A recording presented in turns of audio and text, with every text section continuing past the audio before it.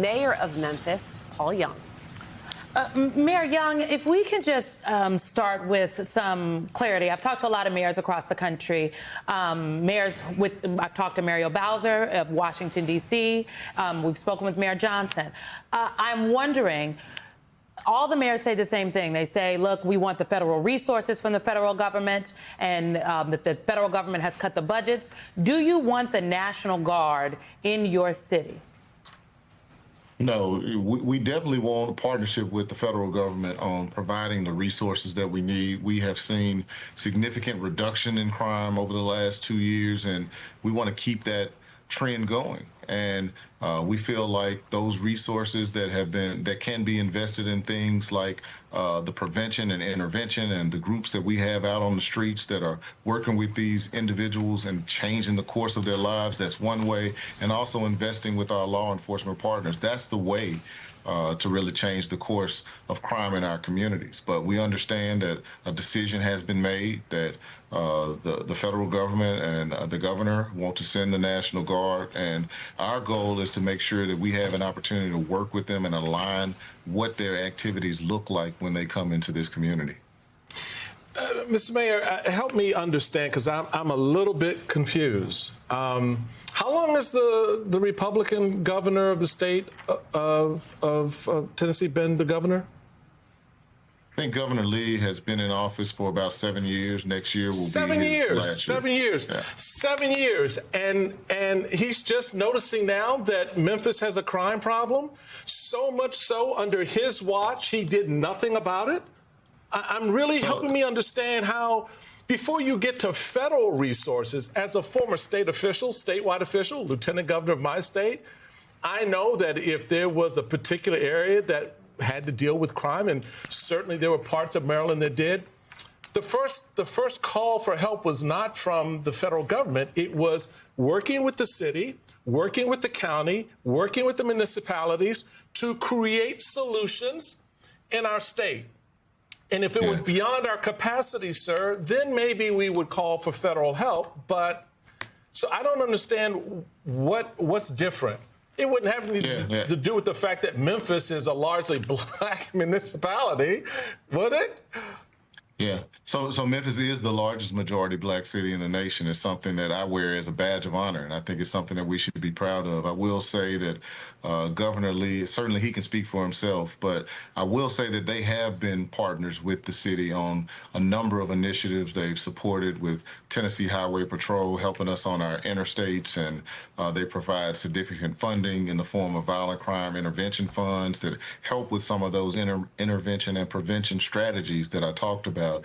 I'll have to let him speak to his position on the National Guard itself, but my goal as mayor of the city is to make sure that whatever decisions that are made that are outside the control of me as mayor, that we figure out how to turn it into a win for our community, and that's my goal in this situation. I want you to take a listen to what the mayor of Shelby County, Tennessee, had to say about this news.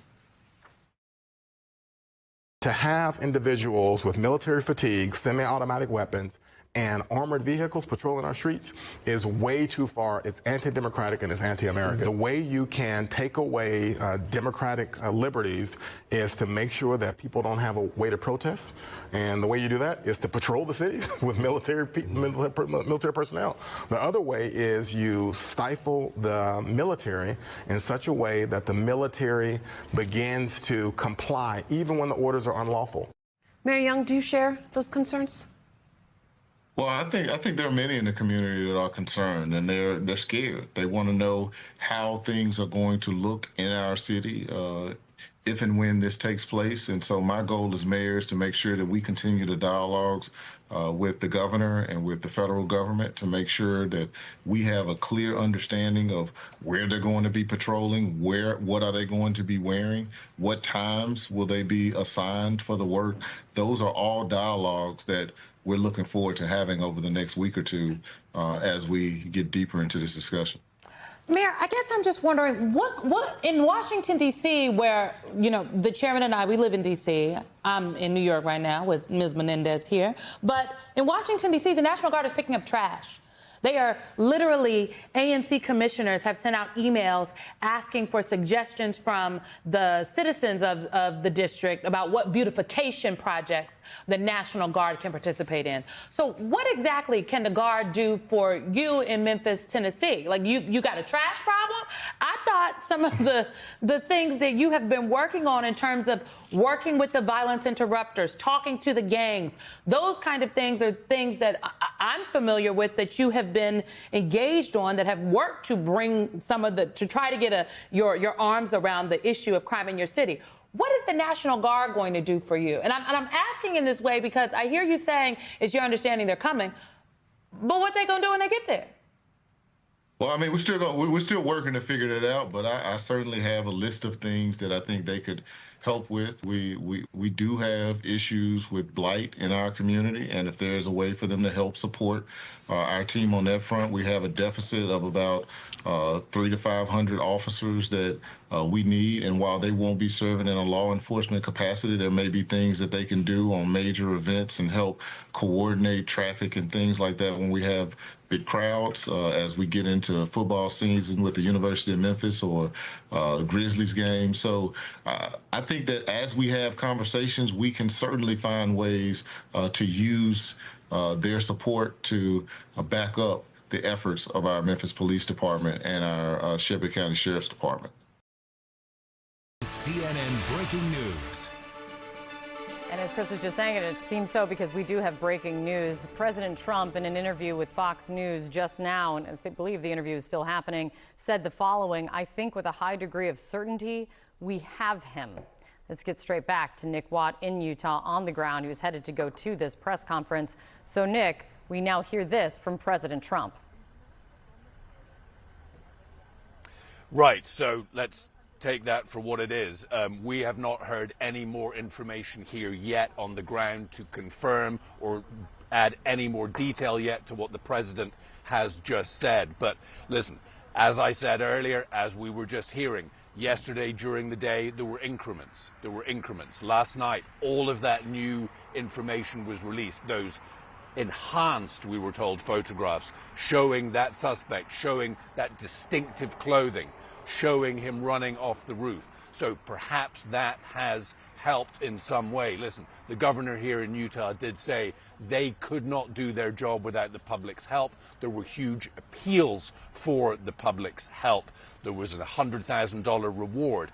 We were told that they'd actually received about 7,000 tips from the public. So this, during the day yesterday, as they released more information, as they released more images, that perhaps is what picked up this investigation and led to what the president is saying is a person in custody. Now, remember, of course, the FBI Director Kash Patel came out very soon after the shooting to say that there was a suspect in custody. That had to be walked back. So we are still waiting for confirmation, for more detail to fill out the details behind what the president has just announced. Guys. All right, stand by for one moment, Nick. Let's play what the president just said moments ago. I think with a high degree of certainty, we have him in custody, right? In custody. I don't want to go too far. I'd like to tell you some stories at how it happened, but essentially somebody that was very close to him turned him in. And that happens when you had some of those good shots. Somebody is going to say, whether it's a parent or whatever. I'd rather not say right now. They're going to announce it today, sometime later, probably talk about that. Nick Watt is on the ground for us in Utah, and we have Chris Sweckert is with us as well. Chris, if you're there, the information that President Trump just gave us, that someone very close to the suspect turned him in. Talk to us about that development right there, what that tells you. Yeah, I mean, well, it speaks of maybe the $100,000 reward that's out there. That's a pretty good incentive to turn in somebody in. As I said earlier, the photos were a good enough resolution that someone close to this shooter would be able to identify them off the photo. And I was shocked yesterday that he wasn't identified more quickly because, I mean, just the pervasiveness of social media and the mainstream media. And you'd have to really be hidden away to not have seen his photo out there. So it took a little while, but it appears that he's probably in custody. And it's not surprising or shocking that someone close to him actually turned him in. I was going to ask that bit, Chris, that it is not surprising. It often it can often be that it's someone close to them sees it and decides, for whatever their motivation may be, when they see that person, then they make the call. Is that what you say is traditionally kind of more what happens in these big cases like this? Yes. Yes, and $100,000 actually is a large amount for an FBI reward. You don't want a reward so high that you invite all the crazies to call in and all the the opportunists to call in, and you just have to be very careful and circumspect about the amount of the reward and even putting out a reward at all, because it does draw in a lot of leads that are extraneous, and those have to be gone. You have to sift through all of that. But they were very deliberately withholding all of that information as of early yesterday, because you don't want, if you're on to somebody, you don't want to tip them off that you're on to them, and you want to have the element of surprise as you go through the investigation and manhunt. But they clearly hit a stumbling block after that 9 o'clock press conference, and within an hour or so they had the photo out there. Again, it is surprising that it didn't happen sooner, but it could be that you know who the person is, but you don't know where they are. So that may have been the situation. A lot of information will come out at 9 a.m., but Kash Patel misspoke on Wednesday, which was, I thought, not appropriate, very inappropriate. But I don't think Donald Trump would misspeak today. He sounded very certain about what he was talking about. And he's saying a lot more. I want to note here, he is saying that it was a minister involved with law enforcement who was involved in guiding law enforcement to the suspect, and also ultimately he said the father of the suspect got involved. Obviously, we'll get much more from other officials as this develops, but that's what the president is indicating so far. We'll keep listening in there. With us, joining us now also is Ed Davis, former Boston police commissioner. These moments, assuming that this is the person, what happens in these first moments when a suspect in a crime of this nature is taken into custody? Good morning. Well, a crime of such seriousness and high profile requires a really explicit attention to civil rights and constitutional rights. We're thrilled that somebody may be held accountable for this, but what happens right now is critical. He is taken into custody. He has to be advised of his rights immediately under Miranda, so that any statements he makes will not be challenged. He'll be brought to a detention facility and booked, go through the normal process of name, address, things like that. They will fingerprint him and hopefully, depending on the state, take DNA samples. The federal government will be able to do that. And clearly, every attention to detail is critical here right now for any officer or prosecutor that comes in contact with this individual. Ed, please stick with us. Let's get over to Evan Perez. He's got some new reporting coming in about all of this breaking news. Evan, what are you picking up? Well, Kate, we've been watching this overnight because we'd heard hours ago that the law enforcement had taken into custody someone who they thought or had been reported to be to match the description of the shooter, that image that the FBI and that the Utah Department of Public Safety had put out last night. That showed the image of the shooter. And so what happened in the overnight hours is the FBI and the local authorities there went and picked him up and have spent the last several hours interviewing him and trying to understand, make sure that they have the right person. Now, it's clear that President Trump is getting briefed by the investigators, and he believes that this is the right person.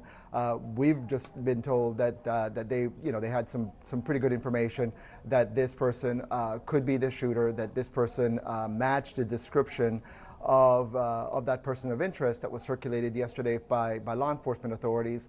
And so the work then began in the overnight hours try to verify and confirm. They're of course going to look at everything from DNA evidence. Some of that is still actually being done right now. They're waiting for to match him to some of the other things that they've gathered, some of the other evidence that they've gathered.